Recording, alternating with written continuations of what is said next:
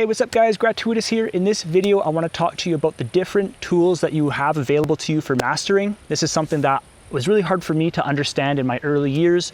And so again, when we are mastering our music, this is on the 2 bus, and we are typically being much more gentle on our plugin settings.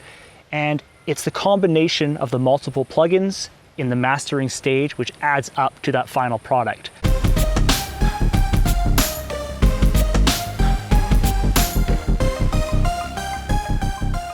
All right, so here we are in FL Studio, and again, I just want to talk to you about the different mastering tools that you have available to you. So there is quite a few different mastering tools, and we will just be going through a couple different beats that I've been working on lately. So in the previous tutorial, again, I talked to you about a mastering chain, and so how it works is all your instruments, again, just follow the cable, right? So all these cables are going to the master, and that is where mastering happens. So again, you can check out the one tutorial about how to master with FL Studio stock plugins for beginners. The previous tutorial was about a mastering chain and understanding the order that your plugins are in, you know, how it matters. So for example, if we do something on the Pro C2 and we are driving it into the multiband compressor, it's just going to affect the order that your plugins are in. All right. So when we are mastering our music, we are using things like compressors. We're using things, I just have a little patcher preset here. I wanted to get hands-on with Pro MB. So you can see that we have all the different knobs here, and I have this routed to my MIDI keyboard so I can get hands-on, and that's what I use the control surface for. I'll explain more about that in a different tutorial. And then we use like EQ and stuff like that. So, you know, even these adjustments are quite aggressive, but I was being quite aggressive on this track. But let's just listen to it before and after my mastering chain, and I just enable and disable it. Again, this is with the mastering chain on.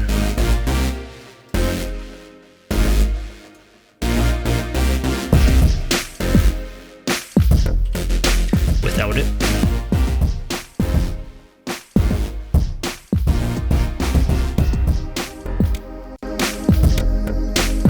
So yes, it's louder, but that's just how it worked out.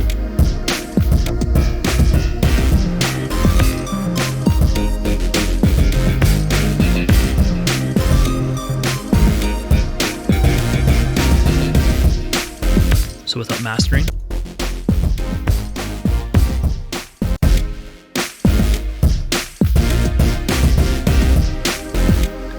Right, so when we're balanced, way louder, way more controlled. So let's just look a little bit at my mastering tools here that I applied in this track, and then we'll hop to another track. So again, by no means am I a professional mastering engineer or anything like that, but I love mastering. I always like trying to push things and make them sound nice and loud and balanced. So on the mastering chain, the first plugin is a single band compressor. I often try to play with the different types, and again, let me just load another instance here. And I'll just show you, because I was getting hands-on, let's go hands-on mastering, okay? So I was doing this all with my knobs. So you can see here, like look, I can control my knobs, and I had my attack, my release, I had the knee set up. As you can see, I have the hold. I also have the look ahead and the range. And again, so this is my mouse right here, right? And you can see that I'm moving 2 knobs at a time. And if you want to set this stuff up, you just right click and go override generic or override global link. And so whenever you open up a Pro C instance, you can do this. And then I was also playing with the mapping formula. I also enabled smoothing. And I'll explain more about that in a different tutorial. You guys can ask questions in the comments if you have any questions on that stuff. But I just wanted to show you that I was getting hands-on. It was so much fun mastering in FL Studio hands-on. Let's just hit play, and we're going to check out the Pro C2 here. We'll go a little bit further into the track. Right, so just a little bit of compression.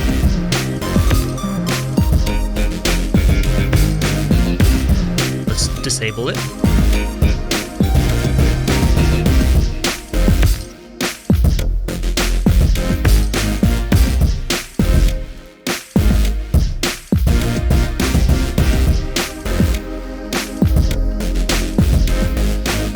So on the Pro MB, what I usually like to do is I like to have 4 different bands going on. I highlight them all, and I just kind of adjust it.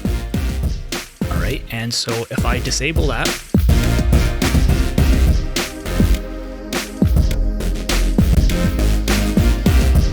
it's just when we're balanced, when we're controlled. Maybe push it a little bit hard. I also have some EQ here. Again, I didn't really mix the full track. I just adjusted some things, but I didn't adjust everything. And so because of that, I was a little bit more aggressive on my mastering chain, such as you can see, I took a mid band and just kind of cut some around here. So without it.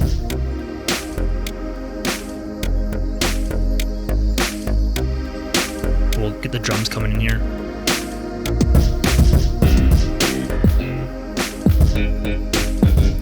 So I found like, I guess like the drums with me hit a little bit hard. So copy that over. Again, you always want to use the A and B when you're mastering. You know, I can pull back maybe just a little bit on that, but even 3 decibels is quite a lot in mastering. Like, you know, something like this, like 0.15 is acceptable, you know. And then this one right here, must have just done a little bit of adjustment right there. Again, we got the dynamic. This is actually upwards. So without it.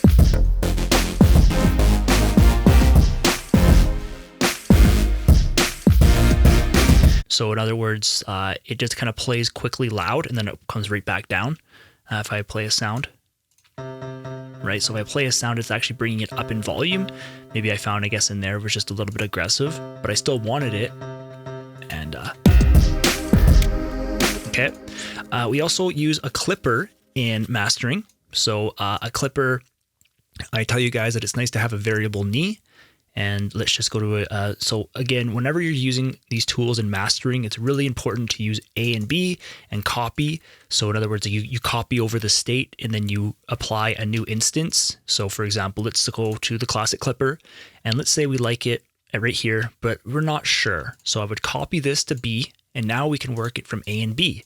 So in B, now maybe you want to have more digital clipping going on, or maybe more analog kind of, you know, soft knee. And even when you're using compression, you can see that there's the hard knee and soft knee. So let's just copy this over and you can see that, you know, I think I may have to kind of be more zoomed out, be more aggressive. Okay, so a hard knee is as soon as the audio goes over the threshold, then it starts compressing, okay? If you're using a soft knee, you can see that compression actually starts happening a lot before. So let's bring this back a bit. So we're gonna go to a hard, right? So the audio actually has to go over this in order for it to compress. If you have a softer knee, you get a lot more gentle compression going on. It actually starts compressing below that threshold. So for example, if you had this at 12, it can start compressing like maybe down to -15, -16, maybe -17 because it's a softer knee. All right. And so that's one thing to know, that if you have a softer knee, you can actually be a lot more gentle on your ratio. But whereas if it's a harder knee, you might need a bit more ratio to hit those peaks. All right. So again, I encourage you to try and play with these different knobs and really start to try to learn them. And again, that's why I have the hands-on approach, because I can just do all this stuff. Like if I want to adjust that knee, I usually use the knee and the ratio kind of together. You can see that, right? And again, to set that up, you just right click and go link to controller. And you can see I didn't do anything in the mapping formula there. But in the ratio, you can see that the minimum I can go is 1.05 and the maximum I can go is to 7. And I just did that with like a mapping formula, and I was just messing around with that. Okay, so let's look at this classic clipper just quickly. So let's just check out what's going on. So, okay, now we're back to normal.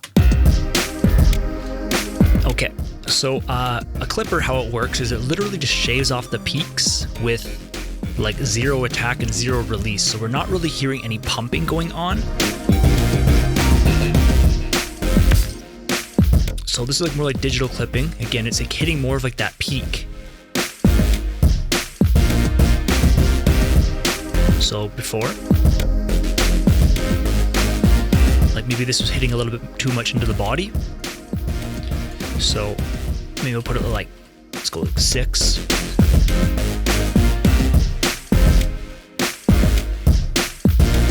But now maybe the drums are too loud. So maybe I want to kind of bring those drums down a little bit more, and we kind of get like a sweet spot of 6 to almost 8, right? And so again, let me just quickly show you how a clipper works. So with limiting, let's say the fruity limiter, so what's happening is your audio goes over this threshold, right? And it's actually turning down the volume. A clipper, I don't believe, turns down the volume. It literally just shaves off the peak, and that's why a clipper is so powerful in mastering, but you also got to be careful because you can really, really push your music too loud. But let me just show you. So again, the order our plugins are in matters, okay? And so I'll just bring this up and let's just hit play. And let's just be aggressive on this, okay? Turn this down a little bit. Let's go hard knee. And I'm doing this on purpose just to show you. So you can see, look at those peaks. We literally have no peaks going on. And heavy distortion going on. So let's pull it back a little bit. Okay, so off. Okay, you see all these peaks going on, right?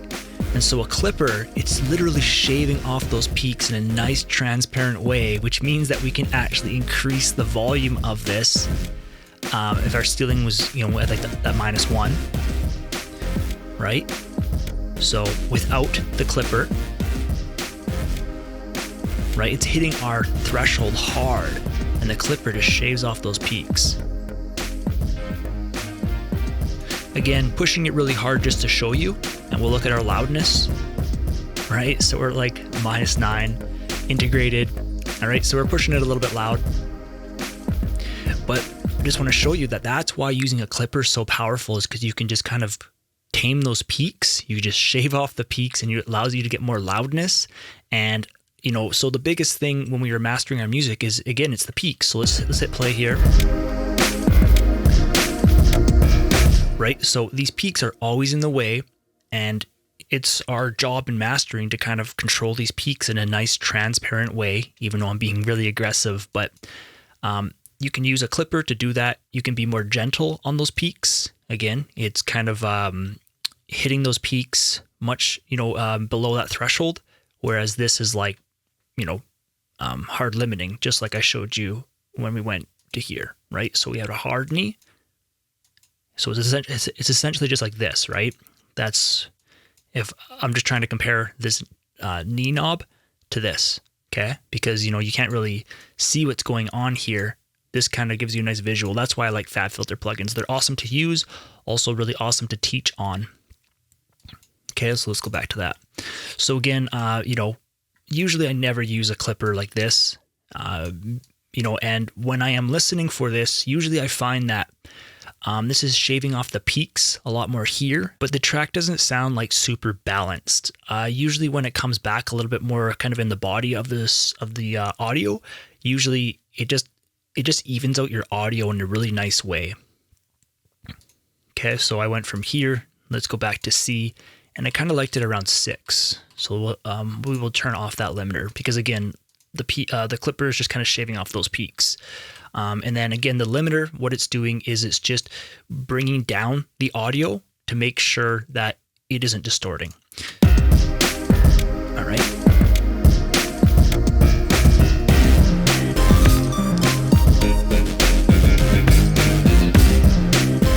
And sometimes I like using the window like this, because if it's on a big one, you can kind of see this and it kind of deceives you, thinking like, oh, I'm pushing it really hard. Even though I am, I can pull it back a little bit, but I like the compact. It allows you just to see your numbers. You can just adjust your gain. One thing to note that I found out about the Fab Filter plugins here is if you are mastering with the Pro L2, let's just copy this over. And so again, how copy works is we literally just copy that state into B, and let's say we adjust it like this. You can see before and after, right? So let's copy it back over. Now, when it comes to our latency, you can see we're at 201, and the different modes affect latency more or less. So I think the aggressive one adds like 70 or like 50. You can see like there's 50 extra milliseconds of latency. And so I believe the transparent and like the punchy, all these ones are from the Pro L1, and then they started adding in some new ones. So you can see modern's even a little bit more than aggressive. Okay, so it's not to say it's bad, but it's just something to be aware of when it comes to your Pro L2. This affects latency. So if you do want to play your keys and you always have, like for example, I do have my FL Studio template that is available for purchase, right? And some of you guys have picked it up. But I also have a, so in the basic one, I just have the FL Studio stock plugins. But in my version, I have third-party FabFilter plugins. And if I wanted to make my beat, I always load up my template, which has all of these sends with the master. And if I was wanting to play my MIDI keyboard, and if I was adjusting these different styles, then that's introducing latency. It makes it a little bit harder to play the keys. Okay, so that is just one track here. I will play one other one. There Comes a Time. I really like the strings in this one. And if you guys are on the newsletter, you guys can just visit itsgratuitous.com/5keys. You download my free book and it gets you on my newsletter. I just shared this beat with you guys. So I really like the strings. I'll play the strings first, and then we'll look at the mastering chain.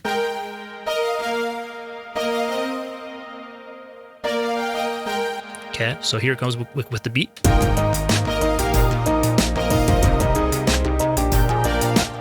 Play it from the beginning, and we'll check out the mastering chain. And again, these tracks are not done. You can see that, just very, very light kind of mixing going on. It was just more just kind of playing around with it right now. And I just really wanted to play with the hands-on stuff I was showing you there.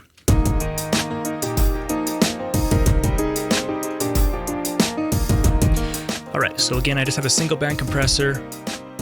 Let's turn off the effects.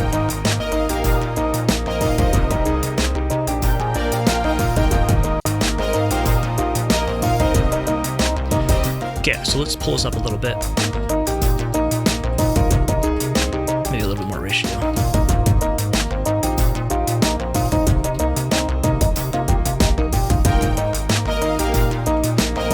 Okay, so without the multi-band compression.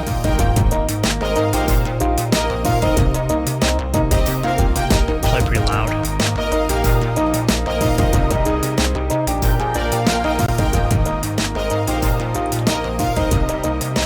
So then again, in here, this is where I get hands-on with the Pro MB.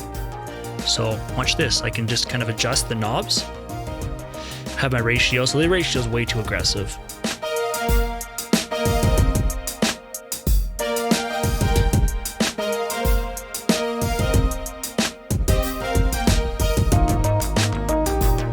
The really cool thing about Pro MB is you have this range knob. So in other words, you can be quite aggressive and just pull back.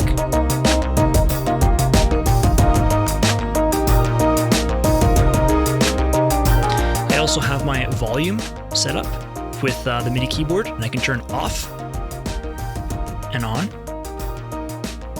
Maybe a little aggressive on that ratio still.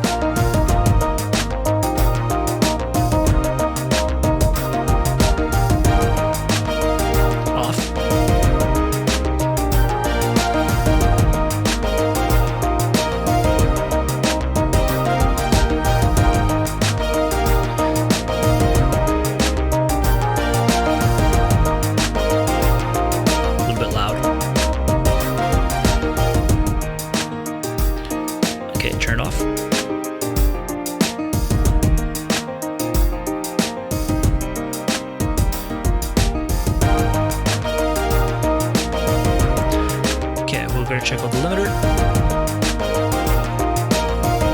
Maybe turn it back a little bit.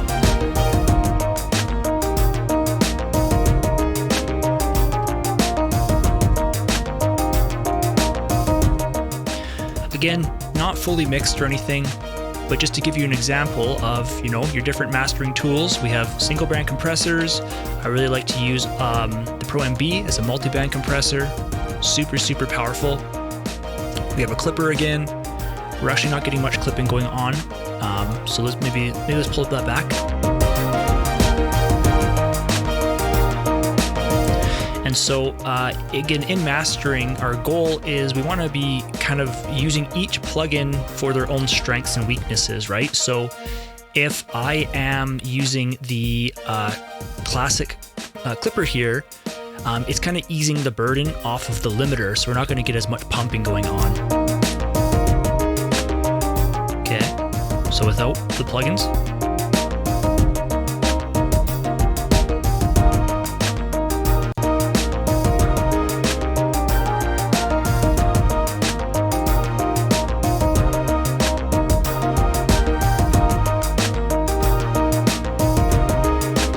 So before, I had it at 6 and our clipper wasn't hitting much, so which means our limiter is actually going to be doing more work.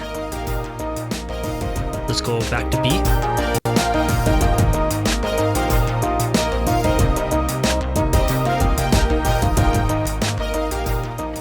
All right, so just got one more quick track here for you guys. So again, as you can see, I kind of just followed the same pattern that I was doing in all the other tracks. So single band compressor, multi-band compressor. Again, I used it in Patcher, and the reason I did that is so I can map.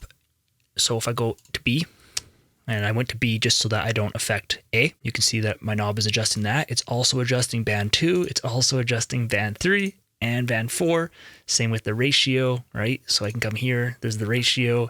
Here is the range knob. You can see that one is adjusting all of them the same. And so again, I just did this inside of Patcher, inside of just this, and just the knobs are just all linked. And I did that just by right clicking and adjusting that. And again, make sure that you can right click and it keeps this window open, makes things really easy. Okay, again, if you want more information on this stuff, just leave some comments below and I can make some tutorials on that. Okay, so again, single band compressor, multi-band compressor inside of Patcher. I also used a clipper and also Pro L2, the limiter again. There's also like distortion plugins for saturation. You can do wideness, and that's why I do like the FabFilter plugins, is because in Pro MB, you know, for example, if you want some wideness here, you can just kind of remove some of the mid content and just increase the volume to kind of compensate for that. Okay, so let's go back to A. And so this is this track. It's called Gentle as Doves. But again, you can see some tracks aren't routed to the mixer, so it's just kind of like a rough beat.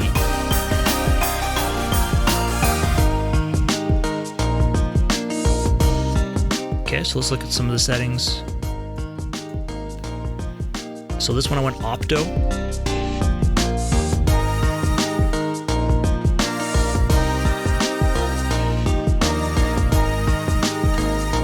So without it. So a sound like this kind of gets lost without mastering. So watch, you can hear it a lot better with the effects on and off. So they're off first.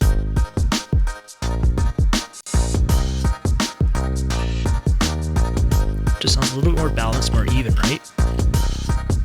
Check out the clipper again. Right, so we're not really hitting it too much. So I can kind of either bring this back, or we can just turn it up in volume a little bit and compensate with the out. Maybe pushing it a little bit hard now.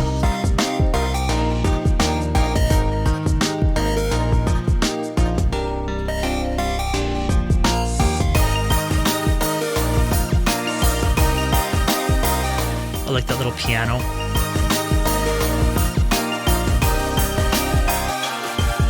Turn it just a little bit.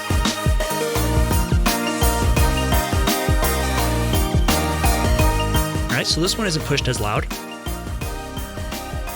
Again, we're getting that -2 because my clipper is at that -2.1, right? So we can bring that up if we want.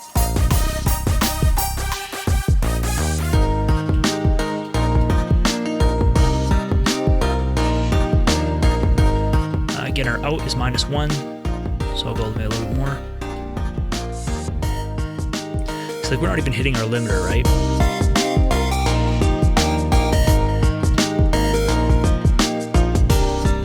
All right, so I hope that this tutorial just kind of lets you kind of see just the different mastering tools we have available to us. Honestly, when you're first getting started, just kind of keep it simple with a single band compressor and a limiter. You just want to boost up that volume. The whole goal, how loudness works with these streaming platforms nowadays is they all vary a little bit. So they go from like -14 to -16. And so I would not base your mastering off of the integrated. For me personally, I do just like using the short term. Now, when you are mastering your music, it's like the whole goal is that you just don't want to push it too loud. So a couple of the tracks that you listened to before were pushed pretty loud. This track is a little bit more in the sweet spot, I guess. So let's play it from the chorus again. Chorus usually kind of gives you a good idea of how loud it is.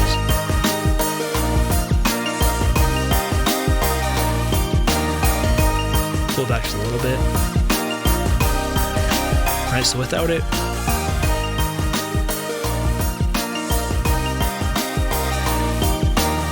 pull back just a little bit.